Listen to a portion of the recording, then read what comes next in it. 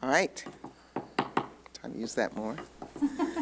Welcome to the March 3rd Special Board of Education meeting of the Evanston Township Board of Education. Can we have a roll call, please? Canty, Here. Livingston. Here. Munsell, Here. Parsons, Here. Rolowitz, Here. Teterich, Here. Savage Williams. Here. Thank you. The first item on the agenda is comments from the public, and we don't have any comments from the public, so we'll keep moving here. The next item is an information item. The Alma Advisory Group will update us on the superintendent search, and in order to do that, we welcome Monica Rosen. Monica, to the table. Thank you. And you know, I'm sure you've been instructed how to turn the mic on. Yes, hello. Good evening, everyone. Good evening. It's a pleasure to be here. If it's okay, I'm going to go ahead and take my mask off. Yes. All right. Thank you. So am I on camera somewhere in the world?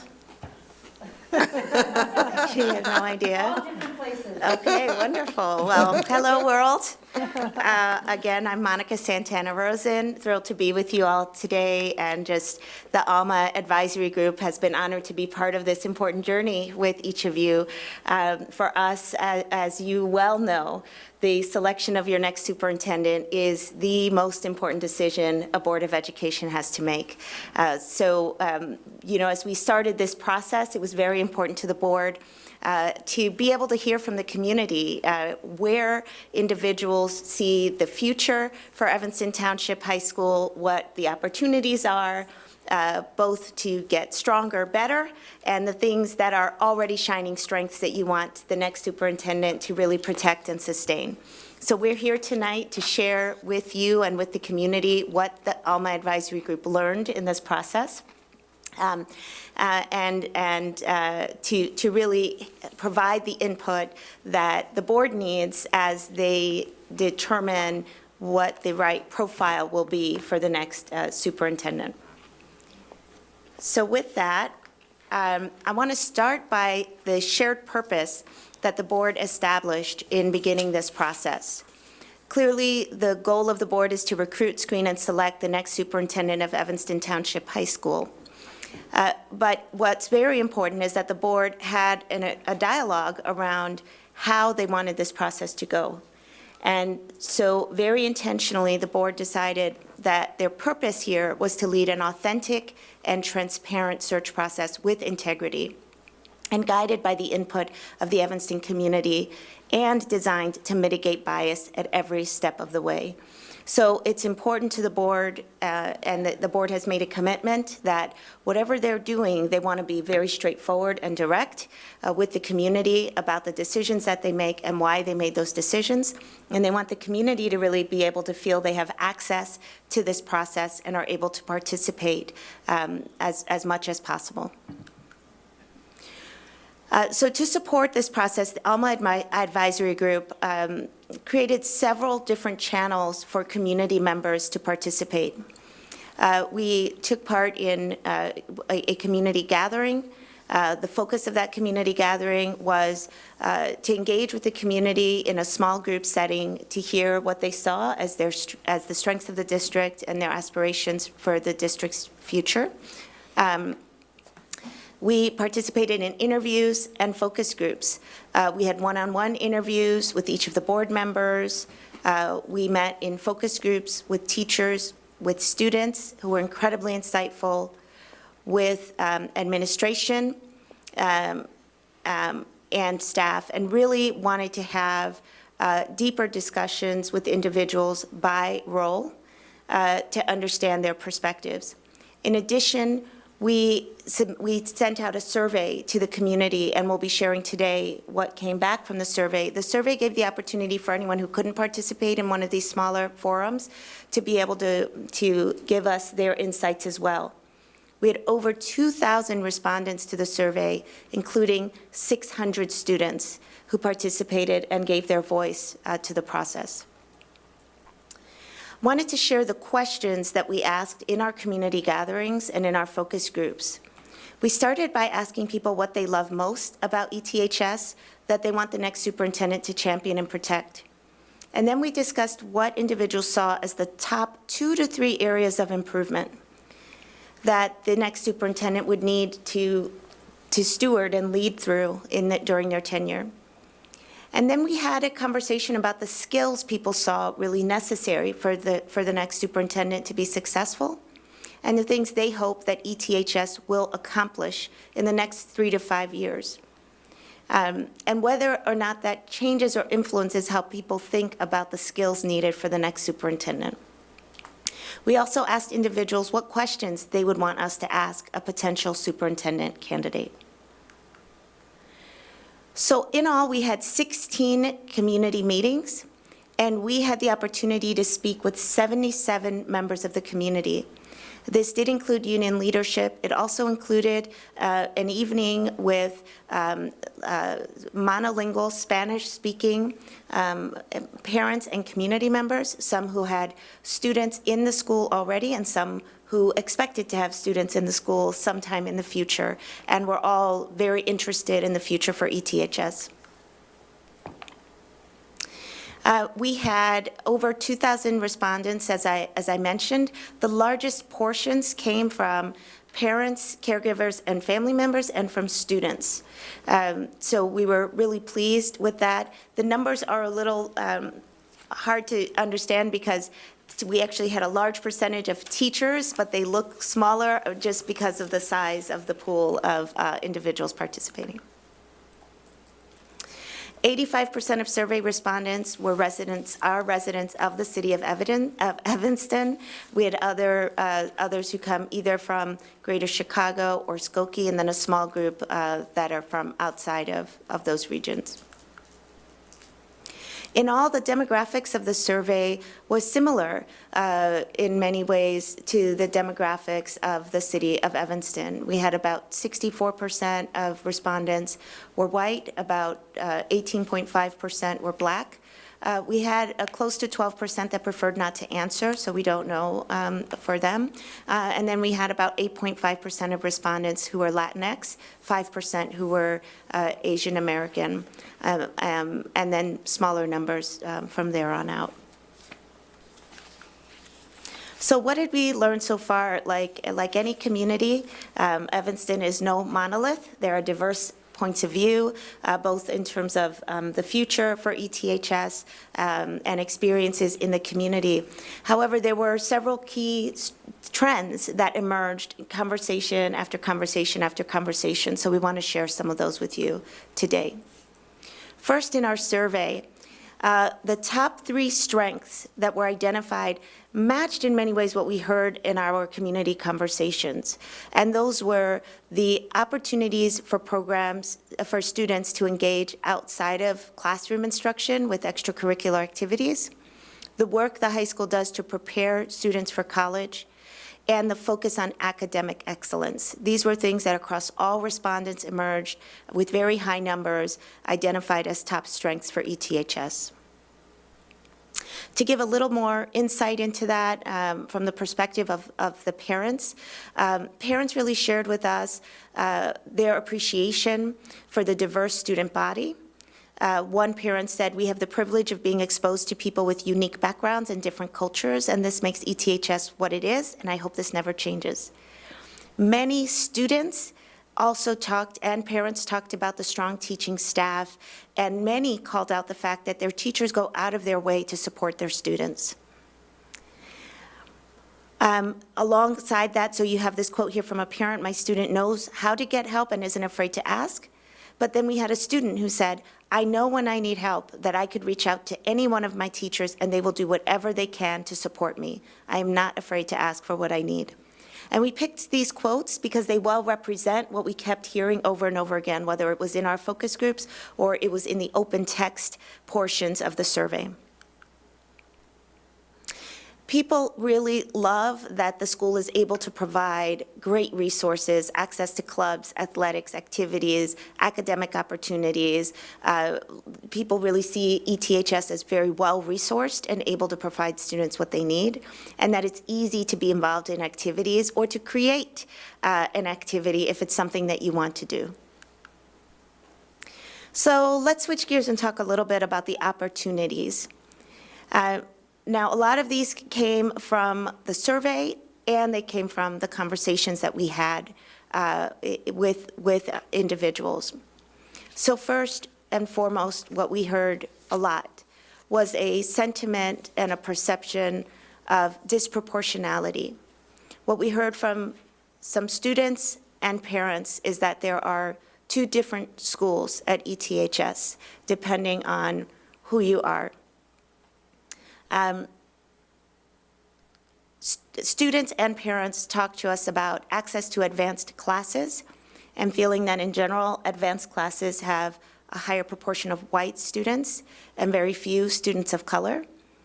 Students of color who are in those situations shared with us very openly that they feel pressure to have to represent their race or ethnicity because they are one of only a few in their classes. Along the lines of disproportionality, there's a sense that aspects of the facility are in disrepair and maybe have issues with safety, but the areas with disrepair, students are aligning with where the advanced classes are and where they're not. And so they feel that it sends a sort of implicit message, again, about where the opportunities are, where resources are being invested, and who has access to those resources. Many stakeholders talked about the sustainability of the building, the fact that it's such a large footprint, and that there's not enough being done to demonstrate environmental consciousness in the way the building is run and sustained.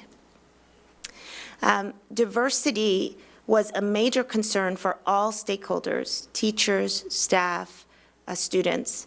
And what people talked about was the need to recruit, support, and retain staff of color as a major need, not just for students of color, but for all students, that all students should be well exposed to leaders of color and positions of authority, and how important this is for preparing students to exist and compete in a global society. And then finally, communication. And communication was very interesting. So I'll share, we heard this primarily from parents and from students. And what parents said was, on the one hand, there's a lot of communication, a lot of information comes out to us. On the other hand, sometimes things that are really big and important are somehow buried or not shared as openly. So we can miss things that really matter that we'd want to know about. And it feels like we get a lot of information on things that are less important, but then sometimes miss big important messages. Students felt that the primary means for them to get information are really coming primarily through email, and that there should be more innovative, creative ways to reach students and to get them information. They feel they get a lot of information via email and also feel like it's easy to miss things that they wouldn't want to miss.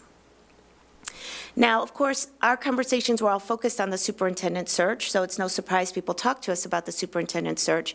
But I wanted to share a couple key points around this.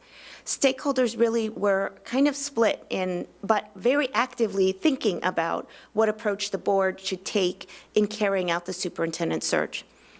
Many stakeholders were adamant that the search should be internal, and that there isn't a need for a national search. And then there were others who felt really strongly they wanted a national search. They want to go out and see what candidates might be out there who could be a good fit for ETHS. So it's important for you to know that there is that perspective. Those two different perspectives are very prevalent in the community. The other thing that I want to share is both related to the search but also related to communication in general, that there is a desire for more transparency and access to information and access to resources. And here I'll call out your Spanish-speaking parents as an example. There's a certain time of year, parents explained, where families register their students for classes. The Spanish-speaking parents that we spoke with said that at times, if they don't know how to navigate that system or they need translation support, it's not the resources aren't there right when you need it, and apparently it's a matter of minutes before the best classes are taken up. So there is a kind of an interest and request of how do we make sure that everyone has the resources they need to participate as fully as they can, and to have access to the same courses and resources that everybody has access to. Along those lines, there is this question around transparency with district processes and the way decisions are made. So there's a perspective that it's not always clear how decisions are made by ETHS leadership, and having the opportunity to have a more participative process, to have more student voice to inform decisions and priorities. These are things that students and community members and teachers all spoke with us about. So we asked in the survey what skills you think are most important for this next superintendent to have, and the numbers were pretty staggering here. Your community said very clearly, with over 94, 95, 96% of people saying they want someone who's a strong, clear, and transparent communicator. They want someone who can lead, support, and manage the staff and develop the staff as a part of that. And though it received 94%, maybe the most important thing here is putting the best interest of all students first in any decision, and really cultivating a culture of learning, not just for the students, clearly, but for the staff, for the teachers as well. So this theme of transparency continued to come up for us in our conversations, and the top three themes in terms of what we heard in our focus groups, which align in many ways to what we heard in the survey. Again, transparency, authenticity, and efficiency in communication with families, creating and fostering an environment for teachers of color to thrive, so not just attracting them here, but having a real supportive environment for teachers of color here as well, and community, and really guaranteeing access for all students to advanced classes and to CTE programming, so that there are multiple career pathways post-high school. What we want to say is that in the end, the community is asking for a visionary, socially conscious leader committed to fostering a safe, equitable, and engaging learning environment for all students and staff. We know there's been a lot of progress done, and we heard from many of your stakeholders about the good work being done around diversity, equity, and inclusion in ETHS. Your stakeholders want to take that to the very next level. They feel there are lots of other things we could be doing that we're not. We want to have more inclusive and efficient communication structures, like the translation support option that a group of parents suggested to us. And we want, the community is asking for finding ways to make diversity, equity, and inclusion and social justice efforts even more impactful and transformational. It feels like there are good things happening, but we haven't yet had the breakthrough kind of work that would have all students truly feel included, all teachers feel welcome and supported, a facility that's demonstrating that to everybody, and greater access to higher level programming and more diversity within those programs as well. Safety was a big focus area for parents in particular, but also for students and also for teachers and staff. And so this is fairly common in our current state of the pandemic. We're seeing a lot of secondary schools, middle schools, and high schools that are encountering certain issues and challenges they haven't encountered before. There's a lot of desire for a real focus and strategy around support for the whole student and mental health, mental well-being, and also for staff who are exhausted with all of the adjustments. I mean, it hasn't been a marathon, it's been a full-on sprint for over 2 years now. And so how do people, reconnect with their work, re-energize, re-engage, and take care of themselves when they need to? And that was something we heard a lot. There are differing perspectives around safety for students. Some saying we need increased security in the building, and others saying we need better community support for mental health and mental well-being of our students. So I wanted to name that for you all as well. Wanted to call out that in the survey, your teachers and school administrators had a different top 3 strength, and that was embracing diversity and promoting inclusiveness of students and staff, as I mentioned earlier, but also teachers, classified employees, and central office staff really brought up education, technology, and innovation as a real opportunity, as a real strength for ETHS. What we found was that when we asked the lowest areas of strength, so we asked what got the lowest ratings as being a top 3 strength, they didn't necessarily line up with where we saw the top 3 areas of improvement. But we'll share here with you the 3 lowest areas rated as a top strength. So what you're seeing here is roughly 18% of the survey respondents said that development and recognition of ETHS staff was a top strength. You had 23% or so say that partnership and collaboration with parents and communities was a top strength. And you had close to 25% say national recognition and awards were a top strength. So it's not saying that, it's a little bit of a confusing slide. What we're saying is among all of the strengths, these were the lowest noted, but they still have generally significant numbers associated with them. Now, when we asked where in the survey people identified the top 3 priorities for improvement, again, this safe school and learning environment was number 1, mental and physical health and well-being was number 2, and preparing students for non-college pathways was number 3. And that's something we really heard from students. We don't all see college as the next step for us, and we want to have exposure to lots of interesting opportunities, exposure to different career pathways that are equally as exciting and valid and informative for students as they're considering where they go after ETHS. This is fairly similar to what I've shared earlier, so I won't spend too much time on this slide. But helpful to see that the survey really lined up very well with what we heard from communities when we spoke with them, even though the survey represents a much larger number of participants. So now what I want to share is the skills and competencies that really emerged for the new superintendent. It's important for the ALMA team that in leading a search process and a screening process that mitigates bias at every step of the way, that you have to start by really understanding the skills required of the leader, and that the board is of one accord on this. And so we spend a great deal of effort to really look at what the community is asking for and to reflect their voices in the skills that are being described for your next leader.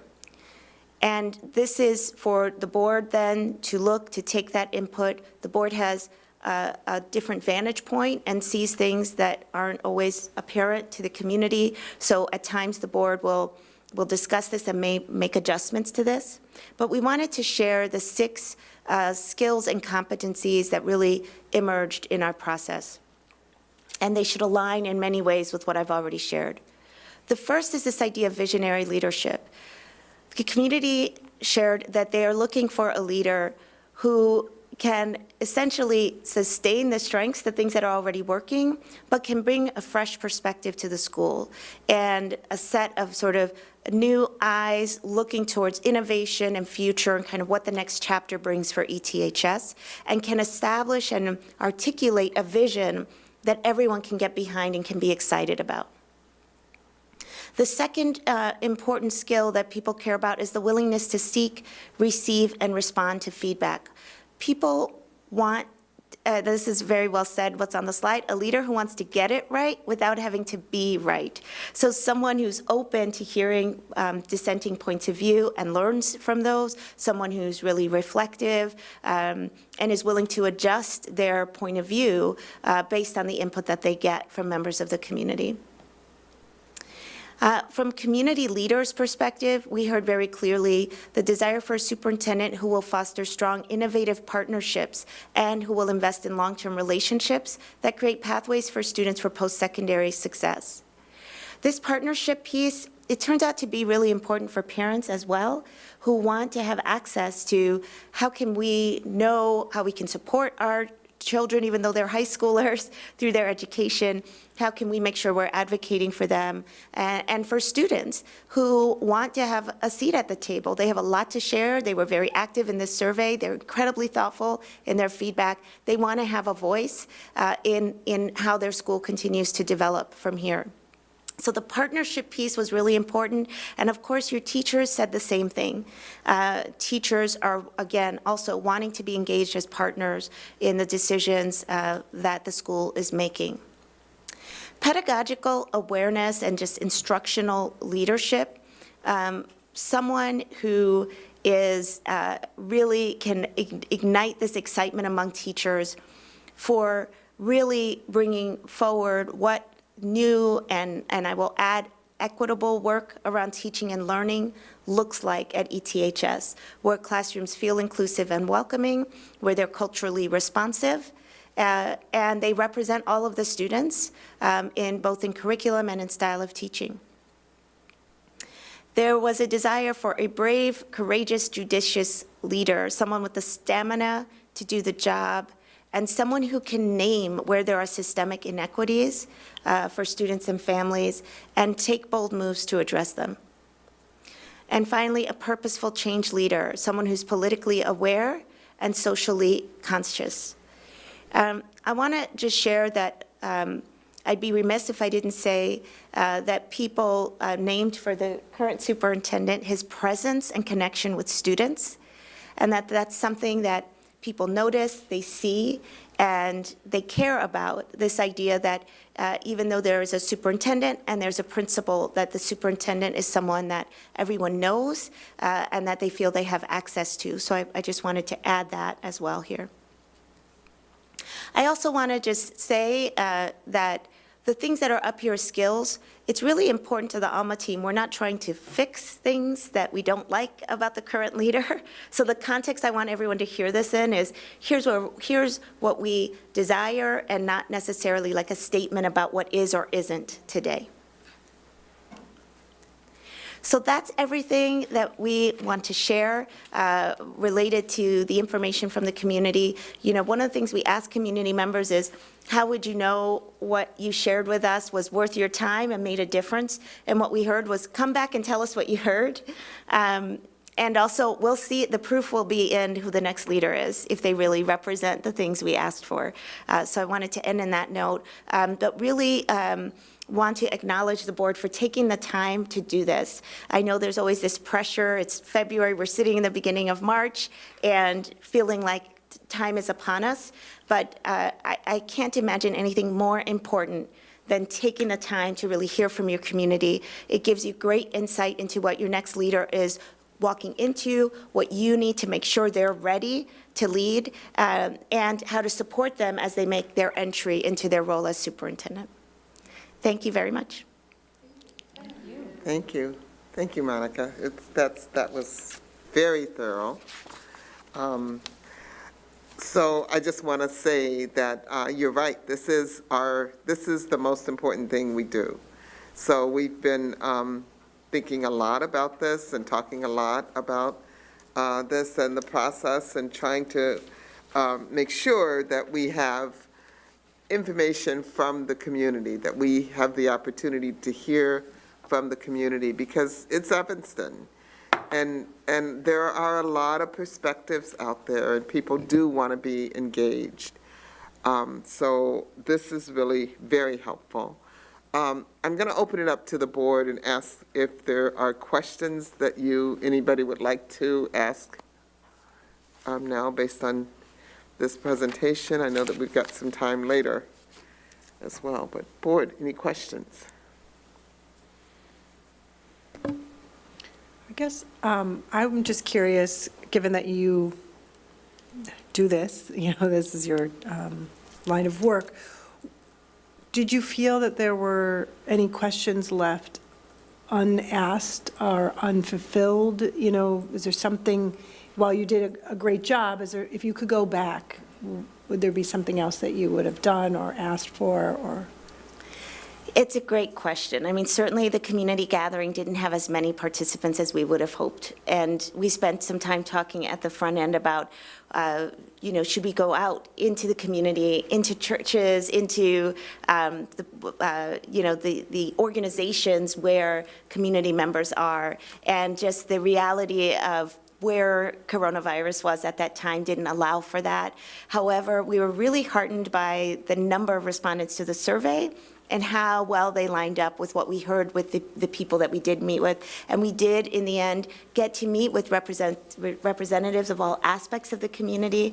If the survey had come out dramatically different, we might have been a little more concerned, but we really do feel like we got a very good sense of where the community is standing. Evanston, as you said, Pat, clearly a very active and engaged community, really just interested in wanting to, and seeing ETHS. I mean, we talked with people who have 3- and 4-year-olds, and they're really concerned about who the next superintendent of ETHS is going to be.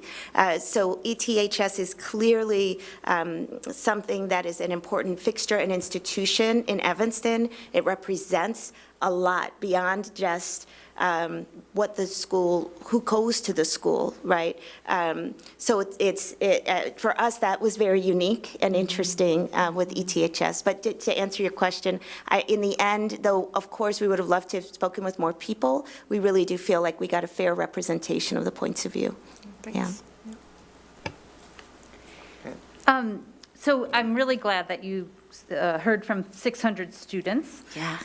And I know you said there was a lot of alignment, but maybe in just a representative way, can you tell us a little bit more about what our students were saying? Yeah.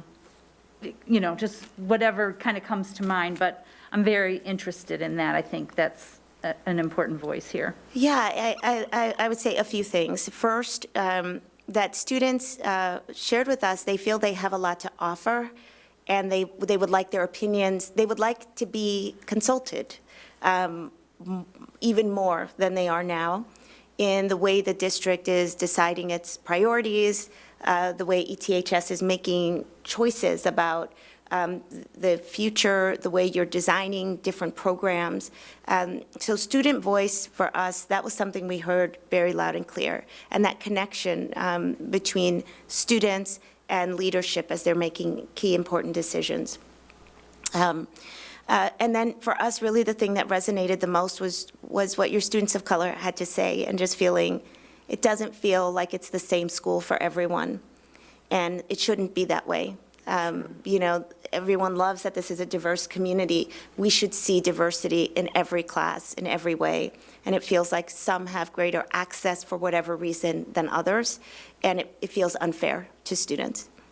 And as I mentioned before, just this idea that then if you're one of the few in a certain space, it adds a whole nother pressure. You're not just there to learn, you're also there to represent in a certain way, and it puts extra weight on certain things. But also, why is it this way? In this day and age, there's an opportunity for us to really examine how we end up with, and of course, I'm just sharing with you what we heard, because we haven't done the data, we don't know, we haven't done the analysis to know exactly what this is, but this is what your students are seeing, and it makes some students feel less welcome in some environments. Yeah, you said that access to certain classes is still problematic for students and students of color. That is something to hear, because, we really, we've been trying to address that, but we have a long way to go. We know that we have come far, but we have far to go. And so I'm really interested in that, taking it to the next step. Yeah. Taking our work around equity to the next step. I don't know if you're able to give us any more information about what that next step looks like. So that's one question. And then the facilities question, I'm interested in that as well, that students notice that there's certain parts of this building that have been kept up better, and who has access to those part of the building. That's I admit that's new to me, so that's really important for me to hear. So It's interesting where the subtle messages come through, and of course, students will not miss a beat, I know, because I have a 17-year-old in my house, and they're very honest and astute observers. Yes. And yeah, absolutely, it sends a message. I think on the equity piece, this is big work. I would say that that one thing that people wonder about is the course registration process. So I just think it's something to look into. Parents said literally something goes online at 8 a.m. and at 8:03 it's full, and they have no idea how they missed the opportunity. So I'm just sharing what was shared with us. Yes. It seems somehow people are feeling that that might be contributing in some ways to that. What I will say in terms of matters of equity, diversity, equity, and inclusion for school systems, this is a lot of work that Alma is steeped in. And what I would say is, first you have to be aware that there's an issue. And you have to be aware when, for example, a teacher might be treating some students differently than others, or a teacher might be harsher in discipline or punishment for one student and then treat another student differently, and the only difference is their race. But what was done was essentially the same. First, you have to notice that if that occurs, that it's occurring. Then you have to recognize it's not okay. So in my own life, only until 5 years ago, honestly, and I'm 46, so I may as well put that out there, it wasn't until my 40s that I could even recognize when someone was being biased against me. And it took me even longer to think there was anything wrong with it. That's the truth. And so really with this equity work, it's the same kind of thing. Being able to acknowledge that it's occurring, being able to then name it when it's happening, and then being able to do the hard work to address it, to change practices and behavior. Nobody wants to be a bad person. Nobody thinks they're racist. Bias exists in every single one of us. We're all conditioned to believe certain things, whether we realize it or not. But to actually break patterns that are creating the outcomes for students that you're getting today, you have to be able to talk about it openly, be reflective of it, and that's hard work. And so as you're considering superintendent candidates, you want to talk to them about when and how they've done that in the past and how they would envision doing that as your superintendent. The equity work here is something that's been celebrated a lot by your stakeholders. People feel it's been something that's been very intentional for the superintendent, for the administration, and the board, and people are ready for more. It's a both and kind of a conversation that we heard from people. And so I think people will want to hear really interesting vision around what that could be from the candidate, the candidates that you select. Yeah.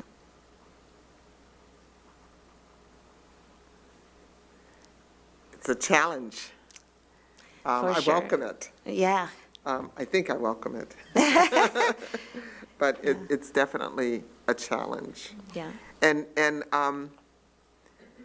we're also challenged by the world that we live in. So we have ETHS, and it's definitely the work that we are doing and embracing. I do believe we're the heart of the community, because everybody goes to ETHS from all of the surrounding schools. But it's not easy work, and I just want to name that as well. Yeah. So for all of us, I think in some ways it's what we all signed up for, but it does make us it makes me pretty anxious. Yeah. And hearing that just really gets me thinking about, okay, so how can we take this deeper? How can we take this to the next step? Because we actually have to. We have to, for the sake of our students and for the sake of our community. 100%, and it benefits everyone. Yes. Not just your students of color, it benefits your white students just the same. And I will name as well, knowing the Evanston community, sometimes this work is harder in a community that prides itself for being progressive. And so, it's unpredictable how those issues come up. But I think the best thing you can do is to be transparent, to let people know what you're examining and why, and to allow people to really engage in rich conversations. And I really do think this is a situation where let your students guide you. They will tell you what they're experiencing and the impact it has on them. And your graduates, you did have alum that participated in the survey as well. Your graduates are out living their lives with their memories of their high school years, and they can tell you what that experience was like for them. And it really is about their experience at the end of the day. As well, for sure, your staff. I mean, if staff don't feel supported, they will leave, for sure. But I really do think it starts first and foremost with the student experience.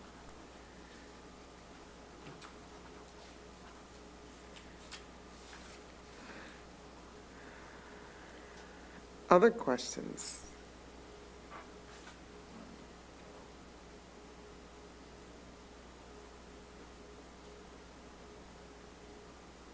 You've given us so much to think about. Actually, Just one little quick question, and it can be anywhere, or maybe the answer is this didn't happen, but were there any surprises? Like, was there anything you went, wow, that's weird, or that's interesting, or that just, whether it was an outlier in the work that you found, or Yeah. in your experience having dealt with many other districts, just kind of what surprised you? Yeah, I think all of the things that emerged as opportunities were things that were different for us. The focus on the facility, for sure, facilities are often aligned with with equity, for sure. But that it would rise up as like a top 5 or 6 issue for so many people was really interesting to us. The level of clarity that your students had. Students are always, they're really our favorite. But they were pretty clear and consistent in the things that they noticed and the things that they wanted. So that was really wonderful and helpful, illuminating for us.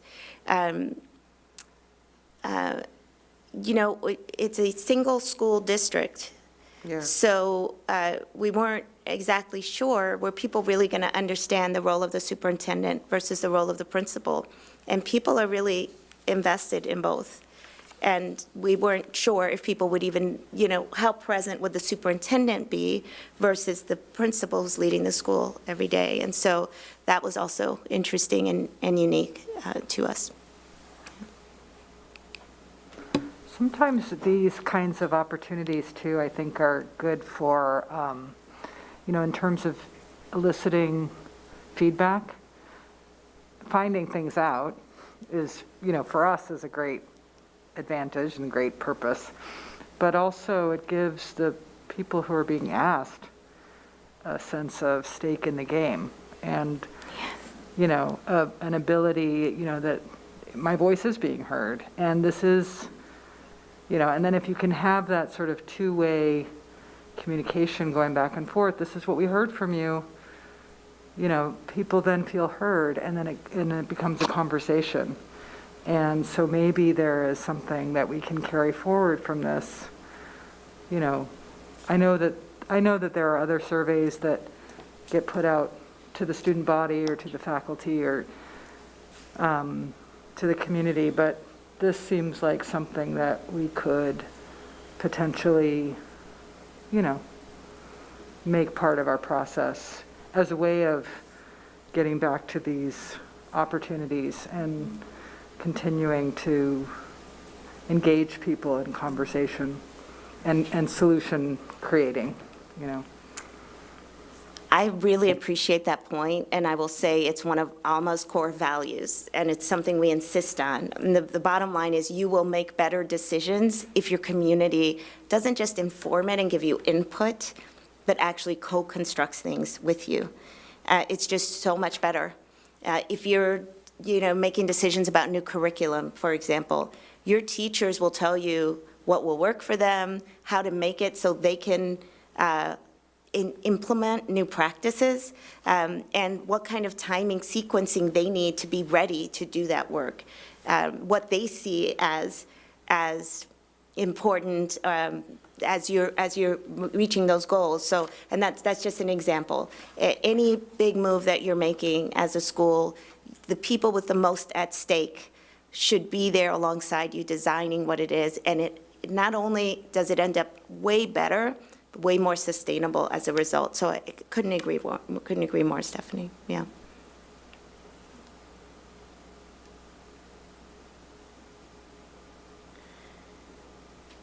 Anything else?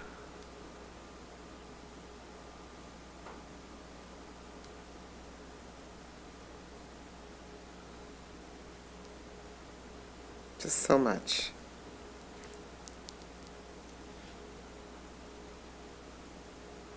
So the 600 students, this is so powerful.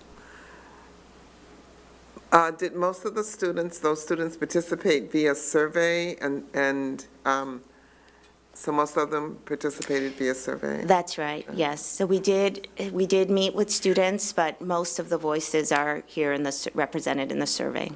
And then do you have a racial breakdown of those students? Not with me, but that's definitely something we can provide. Yeah, I would be interested in that as well. And maybe I would be interested in some of the other comments. I know Yeah. that there were probably just so many that you read them and your eyes cross, but Yeah. I'm just excited that so many participated, and now we have this information and these questions that we asked them. So I just would. Yeah, I've been thinking the same thing, and part of it is that the survey was issued by a third party, and so one of the things I want to look at is whether there's any identifiable information that someone maybe wasn't expecting that Yes. insight. And so, but I think if it's not identifiable, I think it would be worth exploring if we can get you that information and then, Yeah. try to see, maybe it's a synthesis for other comments. Yeah. Something like that. Yeah. But there's so much that was offered in the comments. I think it would be great Right. for you all to be able to see that. I believe we had over 1,400 open text comments, just messages that people had about ETHS, and it would be really great for you all to be able to see those. Yeah, that's just so rich Yeah. from everybody, actually. Maybe throw it in a word bubble or, a thought bubble Yeah. and see what emerges. Yeah, It's a good idea. that's a great idea. Yeah. Or cloud, I think they're called.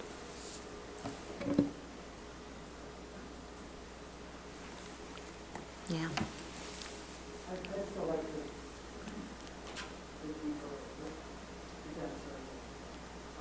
Yeah. Okay, what we'll do is we'll take that as a next step, and we'll look at it, and see. I think, just having read them, I think the vast majority of them, I think would probably be fine to share. So we'll take a look and see, yeah.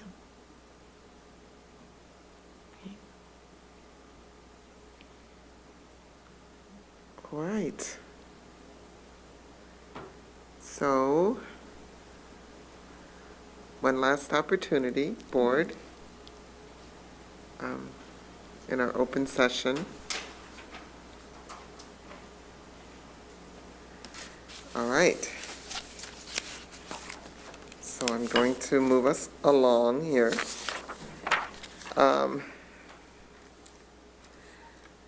So could I have a motion to go into closed session to discuss 2C1, appointment, employment, compensation, and performance of specific employees? So moved? Second. Roll call, please. Hanson, Yes. Livingston. Yes. Mansell, Yes? Parsons, Yes. Rolowitz, Yes. Kucera, Yes. Savage Williams. Yes. Okay, so we're officially in closed session. We'll take a little bit of a break while we make some shifts. And All right, thank you very much. Monica will take about, like, maybe a 5-minute break or so.